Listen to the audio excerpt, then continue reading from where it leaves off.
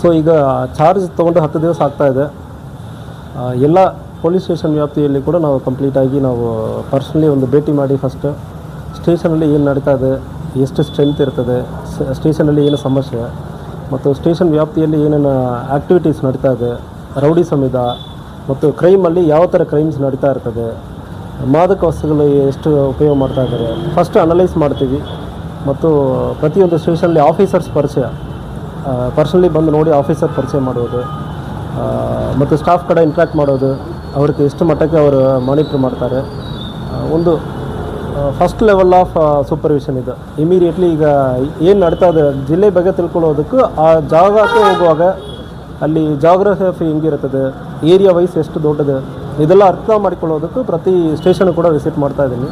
I think ಇವತ್ತು 16ನೇ station ಇದೆ. ಉಳಿದ ಎಲ್ಲ ಸ್ಟೇಷನ್ ಕೂಡ ಪರ್ಸ್ನಲಿ ವಿಸಿಟ್ ಮಾಡ್ತೀನಿ. ಸೊ ಈ ವಿಸಿಟ್ ಮುಗಿದಾದ್ಮೇಲೆ ಪ್ರತಿ ಟೌನಕ್ಕೆ ತಾಲೂಕು ಹೆಡ್ ಕ್ವಾರ್ಟರ್ಸ್ಗಳಿಗೆ ಸೊ ಬಂದು ಜನರ ಕಡೆ ಮಾತಾಡಿ ಅವ್ರಿಗೆ ಏನು ಇಲ್ಲಿ ಲೋಕಲ್ ಏನು ಸಮಸ್ಯೆ ಇರ್ತದೆ, ಪೊಲೀಸನ್ನು ಯಾವುದನ್ನು ಕಂಟ್ರೋಲ್ ಮಾಡಬೇಕು, ಯಾವ ಇಶ್ಯೂಸ್ ಇದೆ, ಇದ್ರ ಬಗ್ಗೆ ಅವ್ರ ಕಡೆ ಜನರ ಕಡೆ ಮಾತಾಡಿ ಮತ್ತು ಅದು ನಿರ್ಧಾರನೂ ತೊಗೊಳ್ತೀವಿ. ಈಗ ಸರ್ ಹಳ್ಳಿ ಈಗ ಕಿರಾಣಿ ಅಂಗಡಿಗಳಲ್ಲಿ ವಾಟರ್ ಬಾಟಲ್ ಎಲ್ಲ ಸಿಗುತ್ತೋ ಇಲ್ಲ ಗೊತ್ತಿಲ್ಲ, ಬಟ್ ವಾಟರ್ ಬಾಟಲ್ ಮಾತ್ರ ಮಾರ್ತಾ ಇದ್ದಾರೆ ಸರ್ ಅಲ್ಲಿ ಇಲ್ಲಿಗಲ್ ಆಗಿ.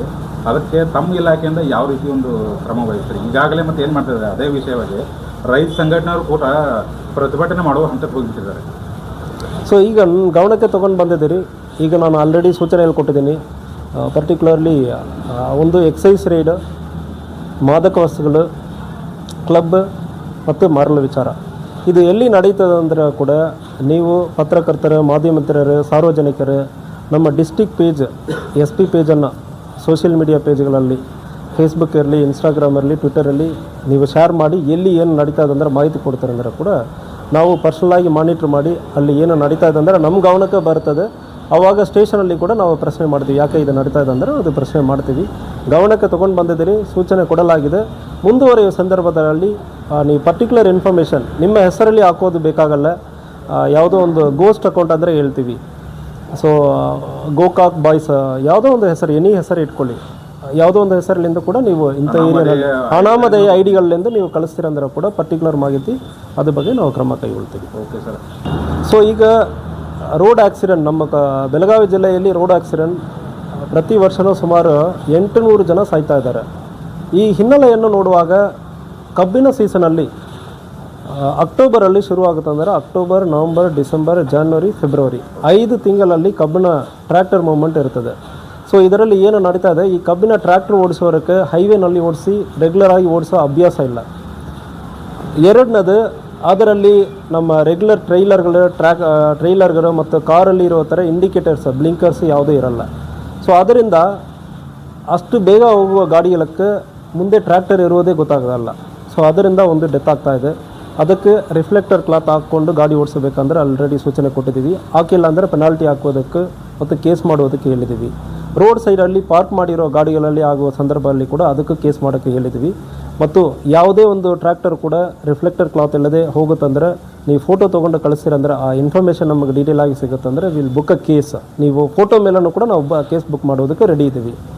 ಎರಡನೇ ವಿಚಾರ, ಕುಡಿದು ಬಿಟ್ಟು ಕೆಲವರು ಗಾಡಿ ಓಡಿಸ್ತಾರೆ.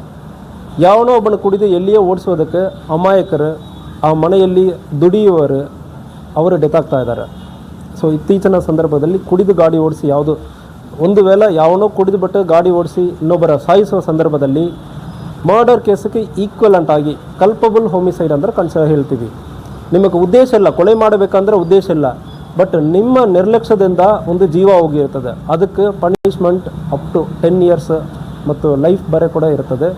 ಸೊ ನಿಮಗೆ 10 ಇಯರ್ಸ್ ಪನಿಷ್ಮೆಂಟ್ ಆಗುವ ರೀತಿಯಲ್ಲಿ ನಾವು ಕೇಸ್ ಬುಕ್ ಮಾಡ್ತೀವಿ. ಒಂದು ವೇಳೆ ಆಕ್ಸಿಡೆಂಟ್ ಆಗುವ ಸಂದರ್ಭದಲ್ಲಿ ಕೂಡ ಪ್ರತಿಯೊಬ್ಬರಿಗೆ ಈಗ ಅವರು ಕುಡಿದಿದ್ದಾರೆ ಅಂದರೆ ತಕ್ಷಣ ಚೆಕ್ ಮಾಡೋಕ್ಕೆ ಹೇಳ್ತಾ ಇದ್ದೀವಿ. ಒಂದು ವೇಳೆ ಕುಡಿದಿರುವ ಸಂದರ್ಭದಲ್ಲಿ ಅಟೆಂಪ್ಟ್ ಟು ಮರ್ಡರ್ಗೆ ಈಕ್ವಲೆಂಟ್ ಆಗಿ attempt to culpable homicide 110 BNS ಅಲ್ಲಿ ಕೇಸ್ ಬುಕ್ ಮಾಡಿರ್ತೀವಿ ಮತ್ತು ಅವರನ್ನು ಕೋರ್ಟ್ಗೂ ಕೂಡ ಪ್ರೊಡ್ಯೂಸ್ ಮಾಡ್ತೀವಿ. ಸೊ ಇಂಥ ಕ್ರಮಗಳನ್ನು ಕೈಗೊಳ್ಳುತ್ತೀವಿ. ಆ ಸಂದರ್ಭದಲ್ಲಿ ಇವರ ಕೈಯಲ್ಲಿಂದ ಕೂಡ ಕಾಂಪನ್ಸೇಷನ್ ಕೊಡಬೇಕಾಗುತ್ತದೆ. ಕುಡಿದು ಗಾಡಿ ಓಡಿಸುವ ಸಂದರ್ಭದಲ್ಲಿ ಜೈಲಕ್ಕೂ ನೀವು ಹೋಗ್ತೀರೋ, ಕೈಯಲ್ಲಿಂದ ಕೂಡ ನೀವು ಕಾಂಪನ್ಸೇಷನ್ ಕೊಡಬೇಕಾಗುತ್ತದೆ. ಸೊ ಯಾವುದೇ ರೀತಿಯಲ್ಲಿ ಕುಡಿದು ಯಾರು ಗಾಡಿ ಓಡಿಸ್ತಾರಂದರೆ ಅವ್ರಿಗೆ ಯಾವುದೇ ಕಾರಣವೋ ಯಾವುದೇ ಒಂದು ನಾವು ಸ್ವಲ್ಪ ಮೆರ್ಸಿ ತೋರಿಸುವುದು ಇದಕ್ಕೆಲ್ಲ ಯಾವುದಕ್ಕೆ ಅವಕಾಶ ಇಲ್ಲ.